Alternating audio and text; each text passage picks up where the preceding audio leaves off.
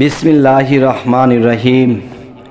হে জগতবাসী, হে সমস্ত মুসল্লিগণ, হে সমস্ত আল্লাহর বান্দাগণ এবং হে সমস্ত মানব জাতি, আপনাদের সামনে আজকে সূরা মরিয়মের থেকে এবং বিভিন্ন কিছু সূরা থেকে কিছু কথা বলা হবে। যদি কেউ আমরা এটা মানতে পারি, কেউ যদি আমরা এটাকে অনুসরণ করে চলতে পারি, ইনশাল্লাহ আমাদের ইহকাল এবং পরকালের রাস্তা পরিষ্কার করে দেবেন আল্লাহ। তবে হে জগতবাসী, আমরা কিন্তু জগতে অনেক কিছু দেখি, শুনি, বুঝি, কিন্তু অনেক সময় মনের মধ্যে ডিস্টার্ব হয়ে যায়, বিভিন্ন লোভ আক্রান্ত করে দেয়, বিভিন্ন খারাপে লিপ্ত হতে হয়। তখন কি আমাদের ইহকাল পরকাল উভয়ই নষ্ট হয়ে তখন মৃত্যুর পরে ভয়াবহ অবস্থায় আমাদের পড়তে হবে। তাই আমি আজকে আপনাদের সামনে কিছু সূরা নিয়ে আসলাম, যেই সূরার যেই মর্তবা আল্লাহ রেখেছে সেগুলো শুনবো এবং মানার চেষ্টা করব ইনশাআল্লাহ। বিসমিল্লাহির রহমানির রহিম। সূরা মরিয়মের আমল ও ফজিলত এই বিষয়ে কিছু আলোচনা করব।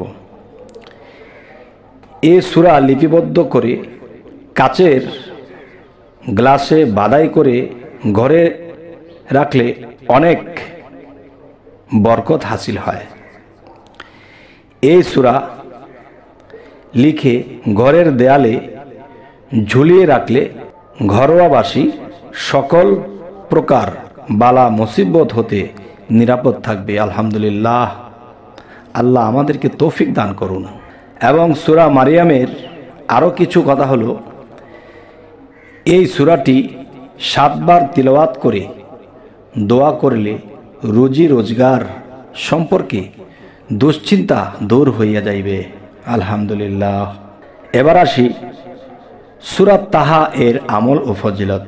এই সূরাটি লিপিবদ্ধ করে সবুজ বর্ণের রেশমি কাপড়ে জড়িয়ে সঙ্গে রেখে কোথাও বিবাহের পয়গাম দিলে সফলতা লাভ করতে পারবেন ইনশাআল্লাহ। এবং দু ব্যক্তি বা দুদলের মধ্যে আপোষ করতে চাইলে অতি সহজে তারা আপোষ হয়ে যাবে।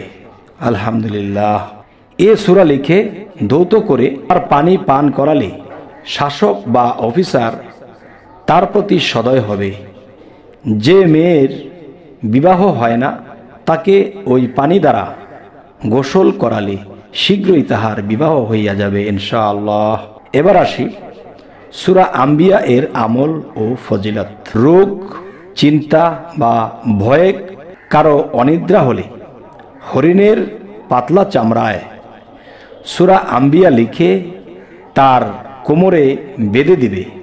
খোদার ফজলে এমন নিদ্রা হবে যে তাবিজ না খোলা পর্যন্ত নিদ্রা ভঙ্গ হবে না। সুবহানাল্লাহ, সুবহানাল্লাহ। এ সূরা প্রত্যহ 3 বার পাঠ করলে সর্বপ্রকার দুঃখ, কষ্ট ও পেরেশানি দূর হয়ে যাবে। আলহামদুলিল্লাহ।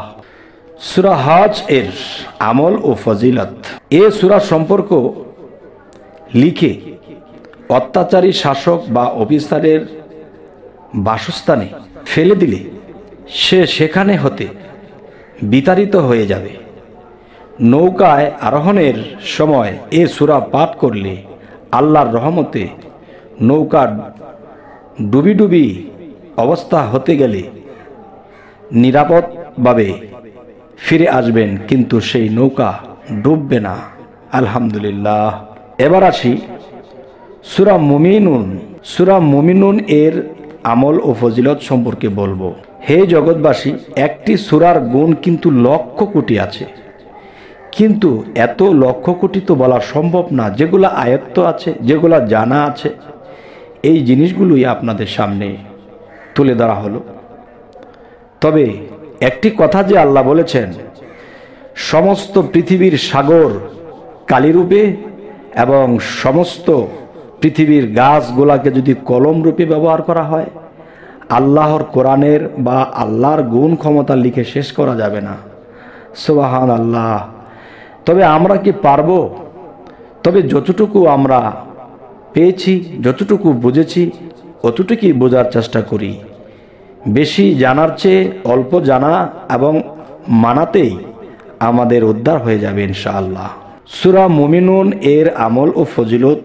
এ সূরা সাদা কাগজে লিখিয়া উহা ধৌত করে এর পানি শরাবখোর ব্যক্তিকে, তার মানে যারা মদ্যপান করে, এরকম ব্যক্তিকে পান করালে তার শরাবখোরি বন্ধ হবে, তার মানে মদ খাওয়া বন্ধ হয়ে যাবে। নিয়মিতভাবে এ সূরা প্রত্যহ 7 বার করে পাঠ করলে নামাজ পড়তে কোনো আলস্য হবে না।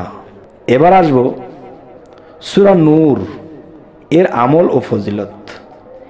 এ সূরা লিখে সঙ্গে রাখলে স্বপ্নদোষ হতে রক্ষা পাবে এবং সূরা লিখে জমজম এ সূরা লিখে জমজ এ সূরা লিখে জমজমের পানি দ্বারা ধৌত করে পান করলে যৌন কামনা রহিত হয়ে যাবে।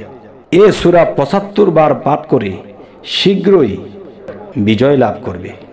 এ সূরা 75 বার পাঠ করলে শত্রুর উপর বিজয় লাভ করবে ইনশাআল্লাহ।